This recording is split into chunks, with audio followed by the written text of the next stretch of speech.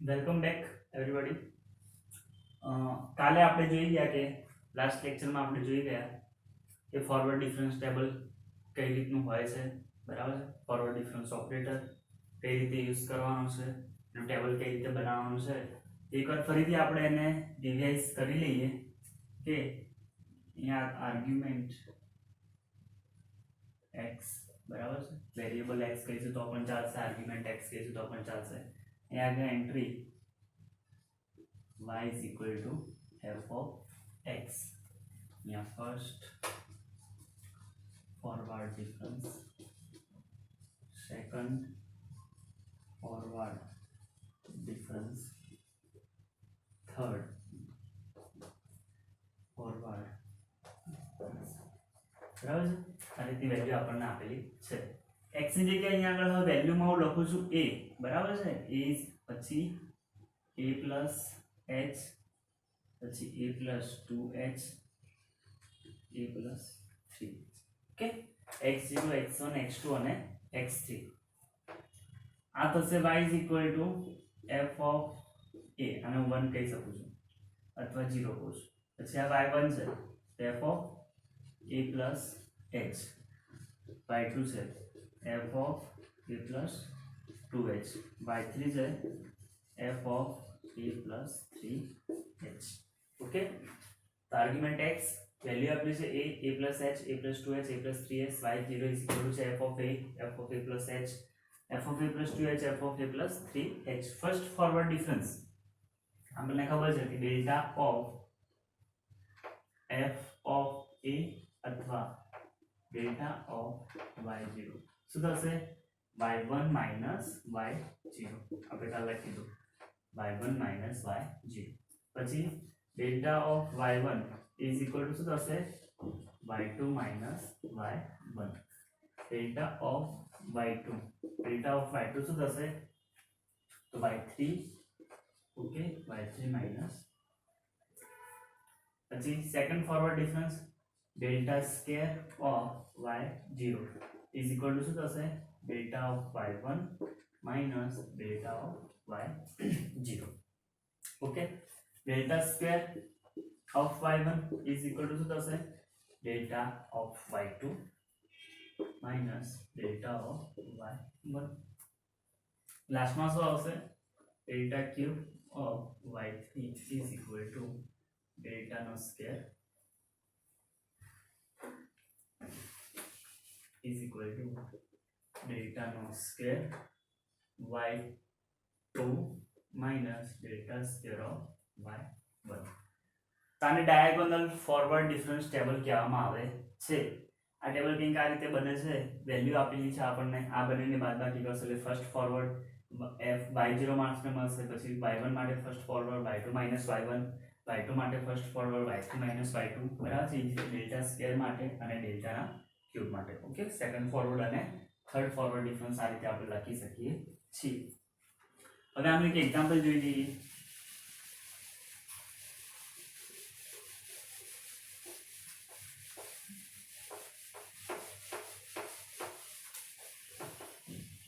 ચલો એક એક્ઝામ્પલ લખી જોઈએ. Construct the forward difference table. construct the forward difference table for the given data. બરાબર છે. આપણે ડેટા આપેલો છે એનું ફોરવર્ડ ડિફરન્સ ટેબલ આપણે બનાવવાનું છે. ડેટા કંઈક આ રીતે છે.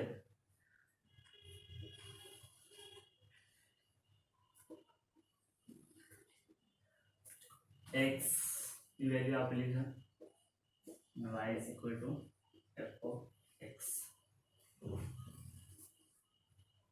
x ની વેલ્યુ છે 5, 10, 15, 20, 25 અને 30. પછી y is equal to fx.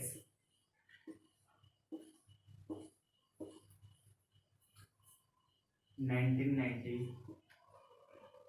62, 89, 62, 9, 8, 4 8 okay 9 6 5 9 9 3 9 7 9063 9063 8660 okay find the value of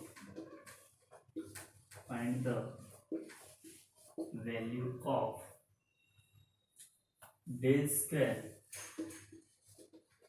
by 3 del cube by 2 and del 4 by 0 આ બધી વેલ્યુ આપણે ફાઇન્ડ કરવાની છે ઓકે તો ચલો ફોરવર્ડ ડિફરન્સ ટેબલ બનાવવાનું કીધું છે ને આ બધી વેલ્યુ ફાઇન્ડ કરવાની કીધી છે આપણે પહેલા ફોરવર્ડ ડિફરન્સ ટેબલ આના માટે બનાવી લઈએ તો ફોરવર્ડ ડિફરન્સ ટેબલ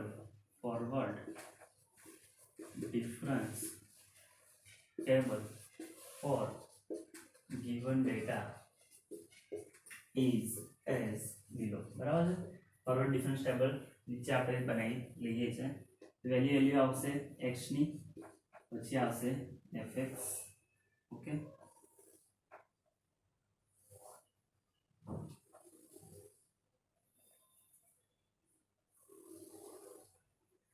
यहाँ लखी है फर्स्ट फॉरवर्ड डिफरेंस પછી second forward difference third forward difference and fourth forward difference okay x ની કિંમત શું આપેલી છે 5 10 15 20 અને 25 સુધી રાખું છું બરાબર છે આ વેલ્યુ લાસ્ટ વાળી જે છે એ નીકાળી દઈએ ડેટામાંથી આપણે આટલા સુધી જ કરીએ છીએ ચલો fx ની કિંમત કેટલી આપેલી છે 1962 98 48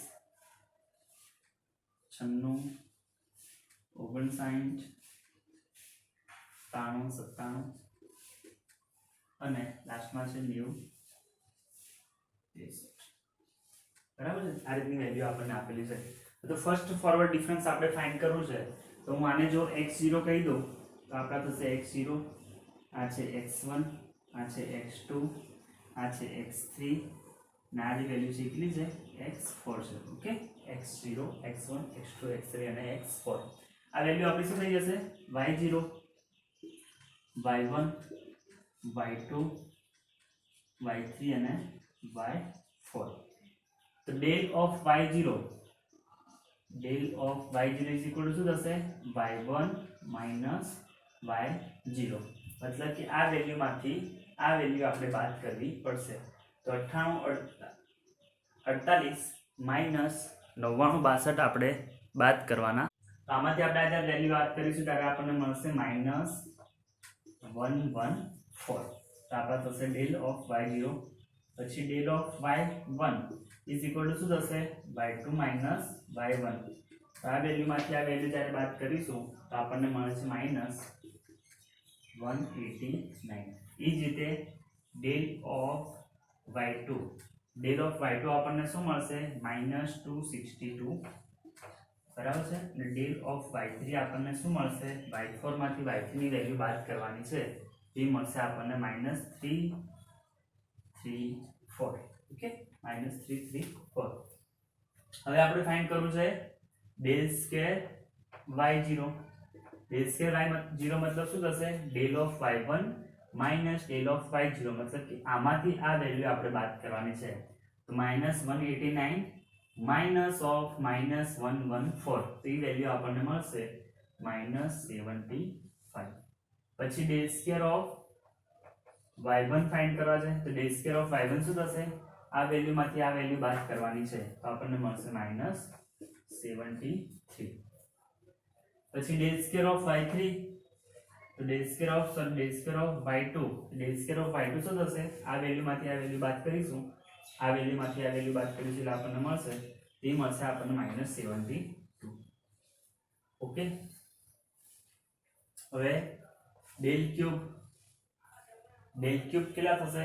આમાંથી આ વેલ્યુ બાદ કરીએ એટલે કેટલી મળશે આપણને? -73. અહીંયા આગળ +2 જેટલી થઈ જશે વેલ્યુ. ઓકે, અને ડેલ ક્યુબ ઓફ y1 આપણને કેટલા મળશે? આ વેલ્યુમાંથી આ વેલ્યુ બાદ કરીએ એટલે ડેલની 4 ઓફ y0 શું થશે? આ વેલ્યુમાંથી આ વેલ્યુ બાદ કરીએ એટલે -1. ઓકે, તો આપણું ફર્સ્ટ ફોરવર્ડ ટેબલ બની ગયું. ઓકે, ફર્સ્ટ ફોરવર્ડ ટેબલમાં આપણે વેલ્યુ આપેલી હતી x0, x1, x2, x3 અને x4, y0, y1, y2, y3 અને y4. ડેલ્ટા ઓફ y0 આપણે ફાઇન્ડ કરવા છે તો આપણે શું કરીશું? y1 y0 આ વેલ્યુમાંથી આ વેલ્યુને બાદ કરીશું. ડેલ ઓફ y1 ફાઇન્ડ કરવું છે તો y2 y1 -189 આવશે.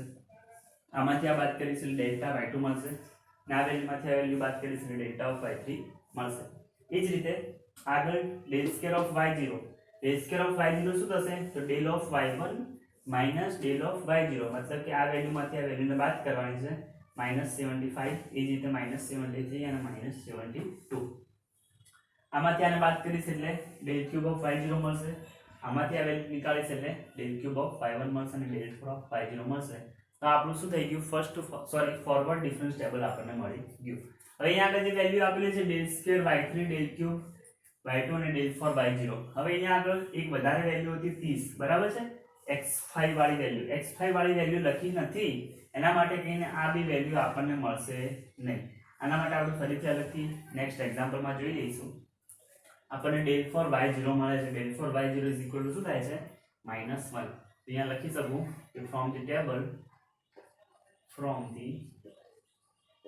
Table del 4 of y0 is equal to શું થાય છે? -1. બરાબર છે? Del 4 of y0 is equal to શું મળે છે? -1.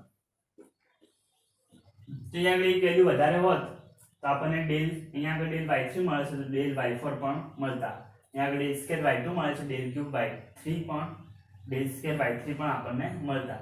અહીંયા આગળ ડેલ ક્યુબ y1 મળે છે તો ડેલ ક્યુબ y2 પણ આપણને મળતા. તો આપણને એક વેલ્યુ ઓછી લખી છે એટલા માટે આ બે વેલ્યુ મળતી છે નહીં, પણ આ વેલ્યુ આપણે લખી શકીએ. નેક્સ્ટ એક્ઝામ્પલમાં જોઈ જઈએ આપણે કમ્પ્લીટ લખીશું. આની અંદર જે ભૂલ થઈ છે ફરીથી નહીં કરવી. ચલો,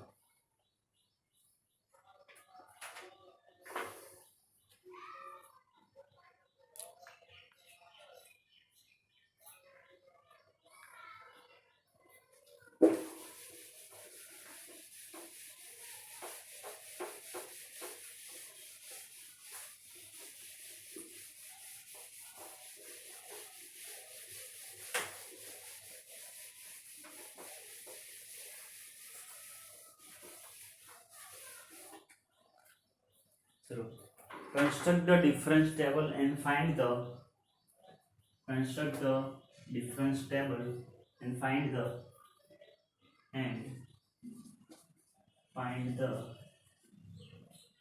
first question છે fifth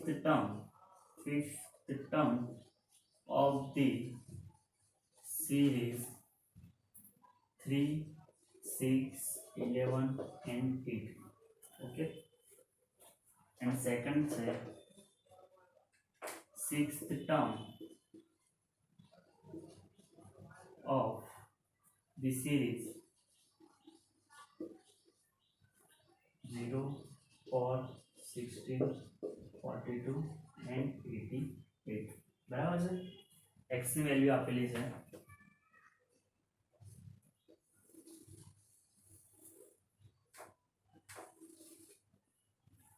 1, 2, 3, 4 and 5 અને y ની વેલ્યુ આપેલી છે 3, 6, 11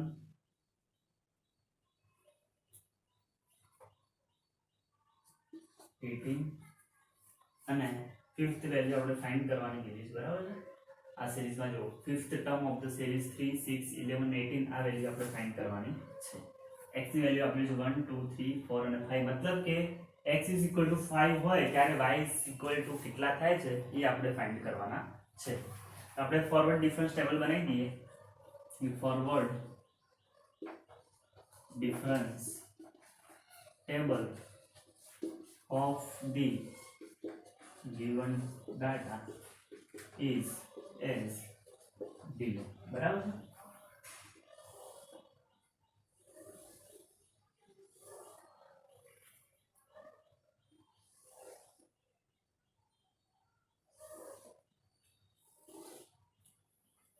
x y is equal to fx. x ની કિંમત કેટલી છે? 1 છે, 2 છે, 3 છે, 4 છે અને 5 છે. પછી 3, 6, 11 અને 18 આ વેલ્યુ આપણે ફાઇન્ડ કરવાની છે. તો ફર્સ્ટ ફોરવર્ડ શું થશે? First forward difference. પછી આગળ સેકન્ડ ફોરવર્ડ ડિફરન્સ. આને જો x0 કહી દઉં અને x1 કહી દઉં, x2, x3 અને x4. બરાબર છે. તો આ શું થશે આપણા? y0, y1, y2 અને y3. મતલબ કે y4 ની વેલ્યુ આપણે ફાઇન્ડ કરવાની છે. y4 કેટલા થાય છે એ આપણે શોધવાના છે. તો ફર્સ્ટ ફોરવર્ડ પ્રમાણે delta of y0 is equal to શું થશે? y1 minus y0. તો y1 માઇનસ y0, 6 માઇનસ 3 એટલે 3. ડેલ્ટા ઓફ y1 શું થશે? y2 minus y1 is equal to આપણને મળશે 11 minus 6 is equal to 5. Delta of y3 શું થશે? Delta of y2 is equal to y3 minus y2. A value આપણને કેટલી મળશે? 18 માઇનસ 11 એટલે 7. આ વેલ્યુ આપણને મળશે ને એ વેલ્યુ આપણે ફાઇન્ડ કરવાની છે. તો જો આપણે ફાઇન્ડ કરવા છે y4 ની વેલ્યુ ફાઇન્ડ કરવી છે. ઓકે, ત્યાં કીધેલું છે કે fifth term of the series 3, 6, 11 and 18 આ જે લાસ્ટ ટર્મ છે આપણે ફાઇન્ડ કરવાનું છે. પહેલો ક્વેશ્ચન આ પ્રમાણે છે. તો જોઈ લઈએ કે કઈ રીતે કરી શકાય. આ વેલ્યુ ફાઇન્ડ કરવા માટે આપણે સેકન્ડ ફોરવર્ડ ડિફરન્સ અને થર્ડ ફોરવર્ડ ડિફરન્સ ની જરૂર પડશે. તો લખી દઈએ છે. તો del square y0 શું થશે? તો del of y1 minus del of y0 મતલબ કે 5 minus 3 is equal to શું મળશે આપણને? 2 જેટલી વેલ્યુ મળશે. is equal to કેટલા થશે? 2. del square of y1 is equal to શું થશે? તો કે આમાંથી આને બાદ કરીએ એટલે આપણને 2 મળે છે. પછી થર્ડ ફોરવર્ડ ડિફરન્સ શું થશે? del cube of y0 તો 2 minus 2 is equal to 0 જેટલી વેલ્યુ આપણને મળે છે.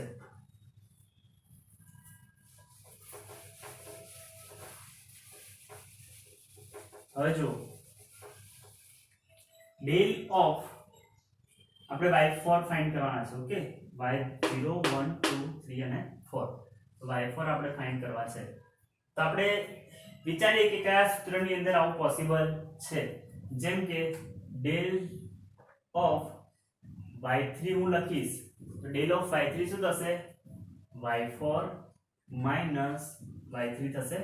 del of y3 is equal to શું થશે? y4 minus y3. del of y3 ની વેલ્યુ આપણી પાસે છે? ના, del of y3 ની વેલ્યુ આપણી પાસે છે નહીં. પણ y4 is equal to શું થશે?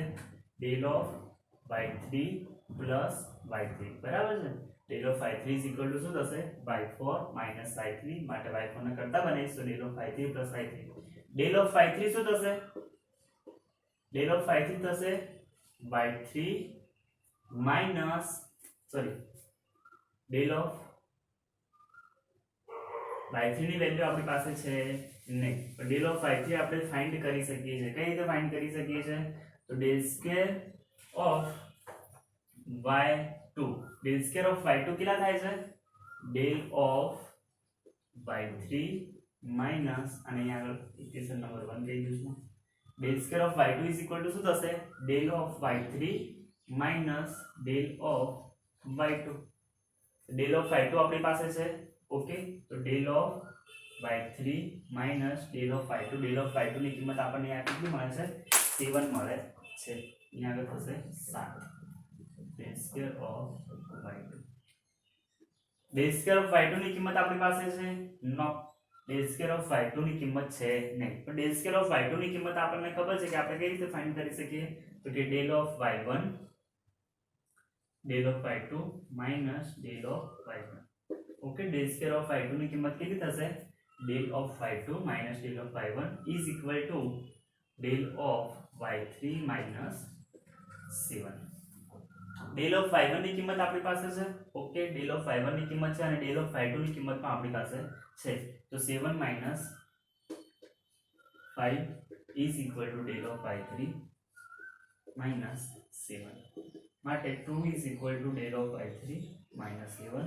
તો ડેલ ઓફ y3 આપણને મળે છે 7 પ્લસ 2 ઇઝ ઇક્વલ ટુ 9. તો ડેલ ઓફ y3 ની કિંમત આપણને મળી ગઈ, મતલબ કે y4 ની કિંમત આપણને મળી જશે. તો from equation number 1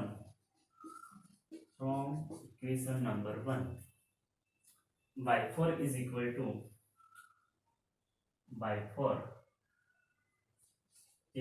to del of y3 plus y3.